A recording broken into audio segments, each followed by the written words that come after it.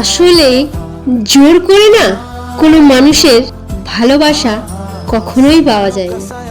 তাই কখনো না কোনো মানুষকে জোর করে ধরে রেখো না, কারণ তুমি যাকে আপন করে কাছে টেনে নিতে চাও সে তোমাকে বাইরের মানুষ ভেবে দূরে ঠেলে দিতে চায়।